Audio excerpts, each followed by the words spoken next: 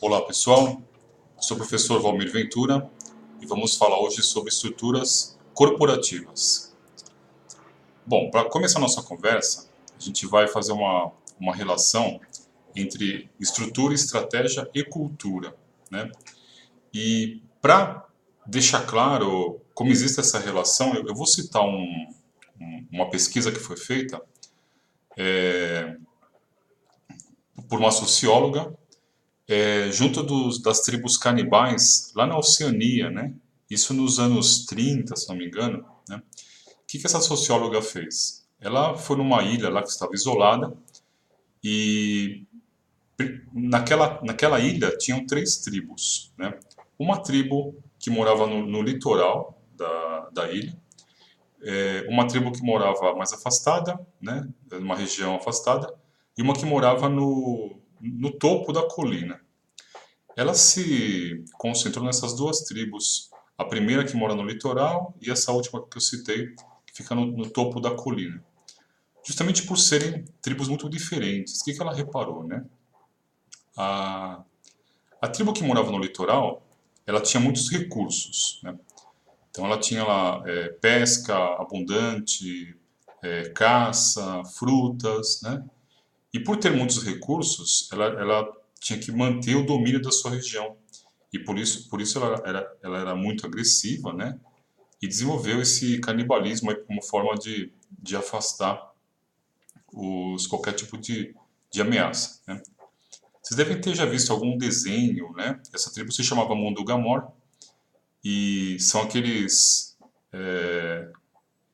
tipo de aborígenes, né? Que colocam ossos no cabelo, né? Colocam crânios na ponta das lanças, né? Aparece muito em filmes Pirata do Caribe e desenhos animados.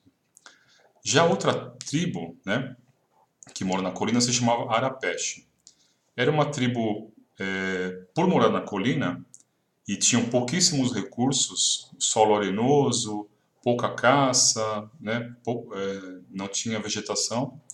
Então eles eram obrigados a viver em comunidades e não eram canibais, né, era uma grande comunidade, uma tribo amistosa.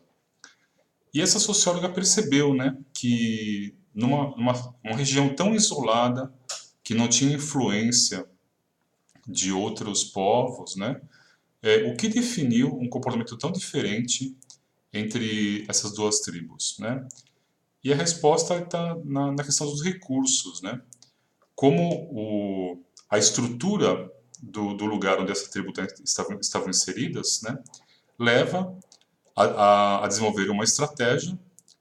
E esse padrão, a repetição desse padrão leva a desenvolver uma cultura, né? Então é lógico que conforme os descendentes vão nascendo, eles são criados nesse padrão cultural e mantêm esse padrão cultural, talvez sem se dar conta do porquê que isso é feito assim. Mas o que a socióloga percebeu foi isso, né? O recurso, então, ou seja, a estrutura da região leva o ser humano a desenvolver uma estratégia e, consequentemente, uma cultura, né? Uma coisa alimenta a outra. E a gente pode adotar esse mesmo conceito para as organizações, né? Será que a estrutura da região onde eu estou inserido, os recursos que eu tenho, que eu disponho, né?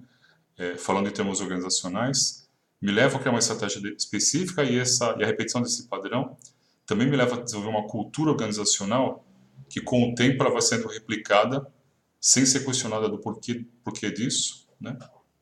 Bom, então a gente pode, para trazer esse conceito, né, dos Mundugamori, dos Arapesh, e tentar aplicar nas organizações, a gente pode citar como foi a evolução das teorias administrativas, né?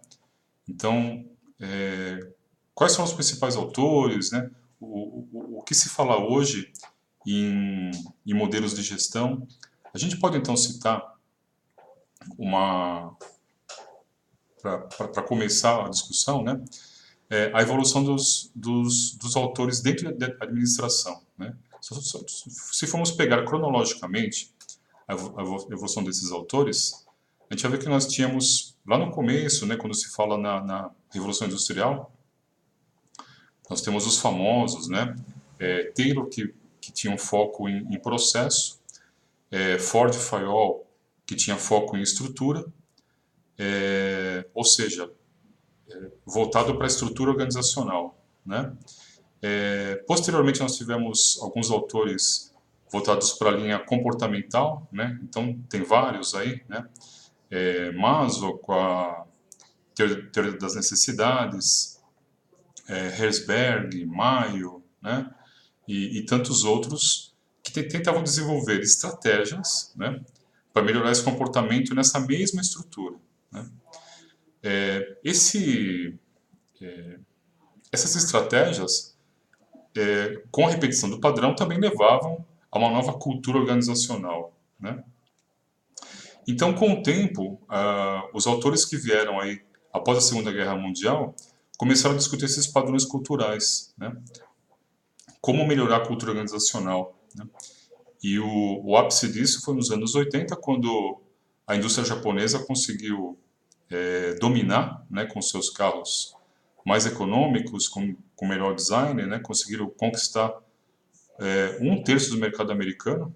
E os americanos se questionaram, né, mas como que esses caras conseguiram, né, se nós os arrasamos na Segunda Guerra Mundial, né? E então se questionou como a cultura podia ajudar na estratégia e na estrutura. Então percebam que essa relação, né, estrutura, estratégia e cultura, ela é uma via de duas mãos, né? Ela tanto uma coisa reflete na outra quanto o, o a ordem inversa também é verdadeira, né? Então, entender essa relação é importante para o administrador, para que ele possa identificar esses agentes, né, que compõem estrutura, estratégia e cultura e possa adotar um melhor modelo de gestão para a sua organização. Bom, falando em estratégia, né, autores mais recentes, como Peter Drucker, ele cita aí a teoria do negócio. Né? O que é a teoria do negócio? É a maneira pela qual a organização consegue criar valor para seus clientes, né? Ou seja, a empresa ela entende qual é a sua missão, né? Quais são as competências que ele tem que desenvolver nos colaboradores para obter vantagem competitiva sobre as outras organizações, né? Quem são os clientes que a empresa atende e também quem são os clientes que a empresa não atende, né? E quais os resultados esperados para a empresa. Ou seja, a empresa tem noção dos fatores que vão definir comportamento organizacional, né? Tem clareza disso? Você percebe que muitas empresas colocam lá no seu site, né, missão, visão, valores, e faz um texto bonito, mas nem sempre o que está ali naquela redação reflete o que ela realmente apresenta no seu comportamento no dia a dia, né? Outra coisa que envolve a teoria do negócio é que a definição desse modelo de negócio não se limita às fronteiras organizacionais, né? Nós temos outros agentes, né, stakeholders aí, que influenciam a organização, né? A exemplo do que aconteceu no Brasil recentemente, né, nós temos grandes empresas como Odebrecht, JBS, que estão aí na mídia, né? São as maiores empresas do Brasil e cresceram num ambiente corrompido, né? E se favoreceram disso para crescer, né? Isso não está na missão da empresa, mas a prática organizacional é essa, né? Então, a empresa, os seus dirigentes entenderam, né? Os dirigentes, os funcionários tinham consciência desse negócio, eles tinham intenção realmente de utilizar e se aproveitar dessa estrutura, né? Então, quando a empresa perceba que para o bem ou para o mal, né? Quando a empresa tem ciência do seu modelo, da missão, das competências, dos clientes, da maneira como ela vai atuar, ela tem eficácia, né? Nos seus propósitos, né? Então, perceba, eu posso ter uma estrutura que define uma estratégia e vai definir também comportamento, né? O Peter Drucker também propõe o que ele chama de modelo de empresa, né? Então, quais são os fatores ali que formam esse modelo de empresa? E nós também podemos dividir esses fatores também em estratégia, estrutura e cultura, né? Então, quando a gente fala que a empresa é composta por empreendedores, acionistas, auditoria, conselho fiscal, né? Processos, tecnologia, né? Nós estamos falando em estrutura, né? Quando a gente fala que a empresa é composta por, como citamos agora, né? A, a missão, visão, valores, planejamento, a gestão, isso foi definido estrategicamente, portanto, estratégia, né? E isso vai resultar em quê? Vai resultar em cultura organizacional, identidade, crenças, valores que são compartilhados, né? Que seria a cultura da empresa. Bom, ainda falando da evolução da administração, né? Eu citei o modelo japonês e vários autores desenvolveram ferramentas para, de forma estratégica, né? Para mudar a estrutura da empresa e definir um novo padrão cultural. A exemplo do que as ferramentas mais famosas do modelo japonês, né? Então, 5S, PDCA e tantas outras aí que trabalham nesse sentido, né? Então, a estratégia define um novo padrão estrutural, né? E com a repetição desse padrão, eu vou definir um novo padrão cultural, né? Então, de novo, nesse caso agora, estratégia, estrutura e cultura, né? Então, percebam que a ordem pode ser de um lado para o outro, do meio para as pontas, não importa, né? É interessante como esses três fatores estão relacionados e eles definem o padrão organizacional, né? E o seu modelo também, né? Portanto, a administração é dinâmica, né? Não há um modelo único. O que há é a adaptação da organização às suas condições, né? E como as condições podem mudar, pode ser que eu consiga atingir uma maturidade desse modelo de estrutura, estratégia e cultura, mas com o tempo isso pode ter alguma nova variável que faça com que esse modelo não seja mais eficaz, né? E aí, de novo, citando Peter Drucker, né, ele propõe aquele modelo de administração por objetivos, né, a chamada de APO, né, que que seria na prática o que a gente chama de budget, né, ou orçamento, ou planejamento orçamentário, né, que nada mais é do que você utilizar estratégia, estrutura e cultura, ou seja, eu vou definir um modelo estratégico que vai definir objetivos de longo prazo, metas de curto prazo, né, indicadores de desempenho, verba por setor, por área, né, para novos produtos, né. Todo esse planejamento ele é compartilhado entre os colaboradores da organização e esses colaboradores dão feedback para os níveis superiores, dizendo se eles conseguem ou não, né, atingir essas metas e objetivos de médio e longo prazo, de forma que a organização, ao ter esse feedback, ela pode redefinir ou reestruturar essas metas e novamente trazer para a organização, ou seja, eu vou tendo um feedback constante entre diretoria e nível tático e nível operacional, de forma a aprimorar esse planejamento, essa administração por objetivos, para que a empresa inicie aí normalmente o próximo exercício, o próximo ano, né, já com tudo definido em relação à quantidade a ser produzida por hora, máquina, produto, né, funcionário, né, valores a serem gastos por setor, por tipo de produto, por região, né, e os indicadores bem definidos para cada um desses fatores, né. Tudo isso com ciência dos colaboradores, sabendo qual é a sua participação em todo esse processo, né.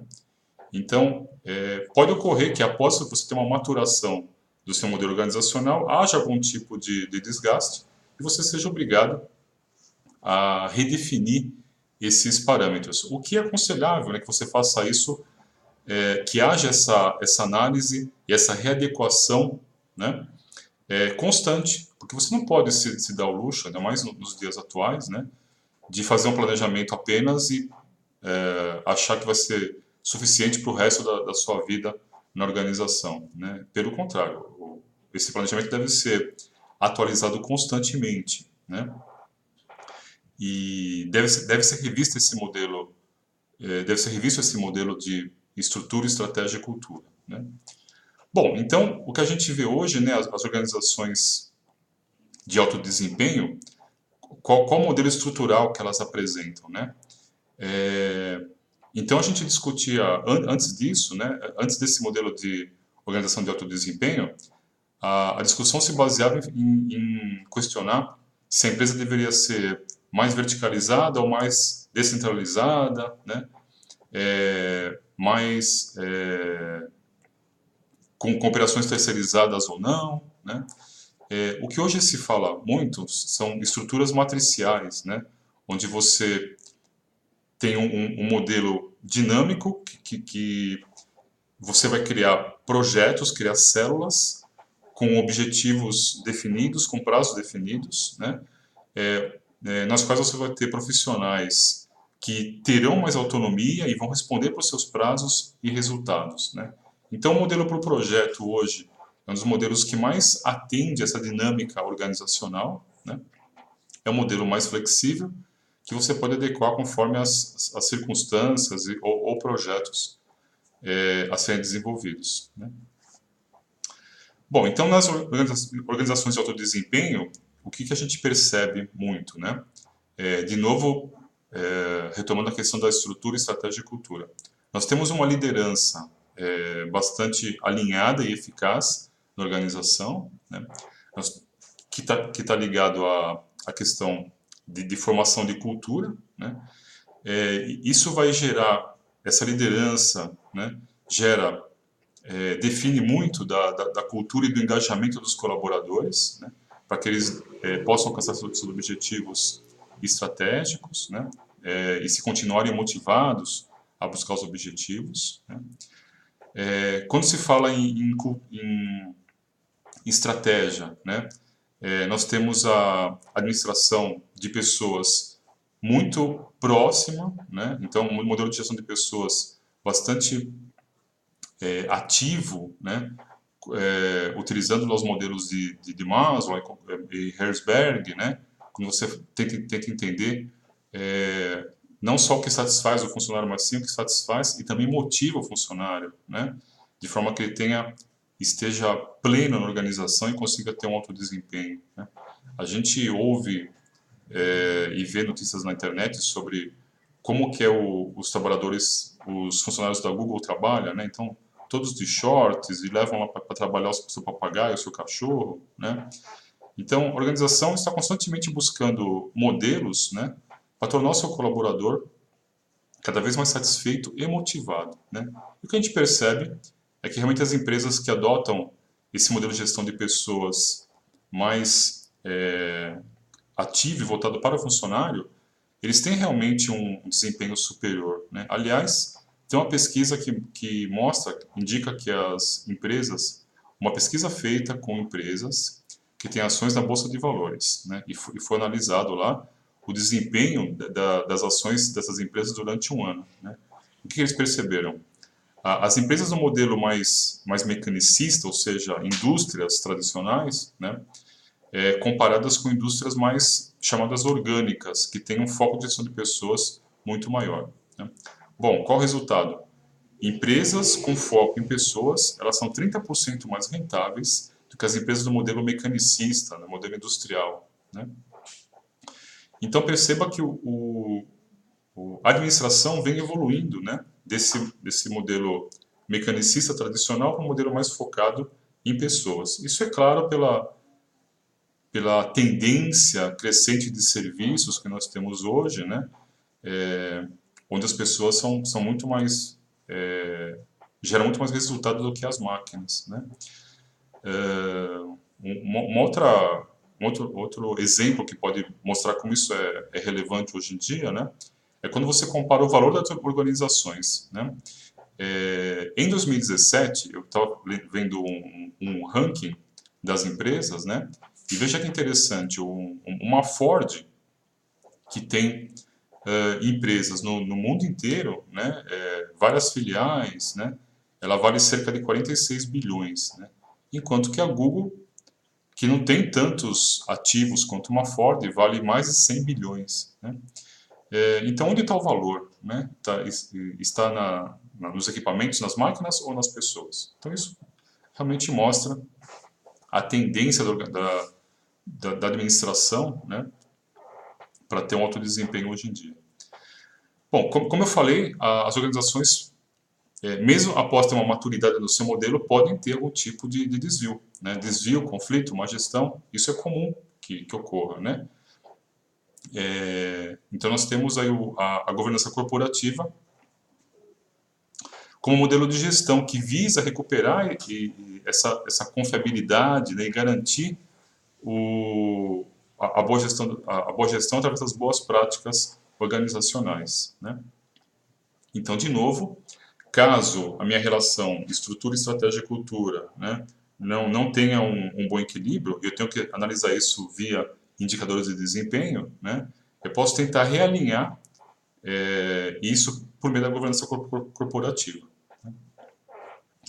Bom, e para a gente fechar o nosso comentário em relação à estrutura, estratégia e cultura organizacional, a gente pode fechar com o Peter Senge, né? E ele contribui com a teoria sobre as 5 disciplinas, né, das organizações que aprendem. Ele cita que quais são as 5 disciplinas primeiro, né? Então, primeiro, domínio pessoal. Segundo, modelos mentais. Terceiro, visão compartilhada. Quarto, aprendizagem coletiva. E 5, raciocínio sistêmico, né? Então, o que seria isso daí? Bom, domínio pessoal é quando os colaboradores têm clareza de propósitos, né, capacidade de definir o que é importante, o que é foco para ele, né? Ou seja, serem mais eficazes, né? Os modelos mentais, como nós falamos sobre cultura já, são as crenças, né? Ou seja, os modelos institucionalizados, né? O que é isso? Fica complexo falar, mas eu fiz até um desenho para a gente analisar isso, dá para ver aqui, né? Bom, o que é isso, né? Isso é a casinha, né? Quando a gente fala a palavra casinha, você logo se remete, né? O seu pensamento remete a essa figura, né? Essa figura que você aprendeu lá nos livros do pré-primário, do primeiro ano, do ensino fundamental, né? Então, nós somos condicionados a desenhar casinha desse padrão, né? Não que eu more numa casa como essa, mas quando falo a palavra casinha, eu logo penso nesse desenho, né? nesse padrão de casa, né? Ou seja, há um modelo mental, uma crença, né? Um modelo institucionalizado sobre o que seria a casinha, né? Então, entender esse modelo mental na organização também é importante, né? Para que os colaboradores entendam se eles estão trabalhando num paradigma, né, fechado e consigam sair dessa caixinha, né? Outra coisa importante é entender qual que é a visão compartilhada, ou seja, quais são os valores compartilhados dos colaboradores nas organizações. Há um objetivo compartilhado, uma visão compartilhada de futuro, né? Ou seja, quando a direção definiu a visão da empresa, essa visão é comunicada e explicada aos colaboradores, todos entendem esse caminho a ser seguido e aceitam isso como sendo benéfico para a organização, né? Bom, para que tudo isso funcione, o que o Peter Senge cita que é interessante aqui, né? Olha, tem que haver aprendizagem coletiva, né? Ou seja, 1 mais 1 igual a 3. É quando você tem sinergia ao compartilhar informações, conhecimentos, recursos, né? Então, algumas empresas criam estrutura para criar esse padrão de comportamento, né? Se nós pegarmos exemplos que eu já ouvi falar da 3M, da Siemens, né, e outras grandes empresas, eles deixam ali algumas horas por semana para que os colaboradores visitem outros setores, discutam projetos, entre departamentos, né, interdepartamentais, né? Outra coisa, eu posso fazer um rodízio de funcionários, né? Por exemplo, na sexta-feira, por exemplo, eu tenho pouco movimento na organização, então eu posso pegar o cara do faturamento e jogar em vendas, pegar o de vendas e jogar no faturamento, de modo que essa reciclagem, né, entre os colaboradores, esse rodízio entre os colaboradores, faz com que eles aprendam outras funções, né, entendam o que a sua função pode interferir em outros setores, né, e consigam ter essa visão mais sistêmica, né. E visão sistêmica ou raciocínio sistêmico seria a quinta e última disciplina do Peter Senge, né. É quando a organização ela é vista como um cérebro, ela consegue, em qualquer parte, né, da organização, ela consegue criar novos modelos e até questionar se o seu próprio modelo é um modelo válido, é um modelo eficiente ou não, né. É difícil isso, né, um colaborador questionar se o seu processo, se o seu modelo é algo que deve continuar ou não, né. No raciocínio sistêmico, seria quando a empresa consegue ter essa capacidade, essa competência de criar novos modelos e questionar os próprios modelos, né. Portanto, perceba que para ter um bom desempenho organizacional, eu preciso entender essa relação entre estrutura, estratégia e cultura, né, de modo a definir, né, o modelo de estrutura corporativa, né. Então, não basta você apenas montar um modelo funcional, né, departamento de vendas, marketing, cobrança financeira, produzir alguma coisa e querer atender o mercado, né? Ou seja, você tem que ter muito mais do que estrutura para definir um modelo organizacional, né? Bom, espero que tenha ficado claro. Eu fico à disposição. Um abraço, obrigado.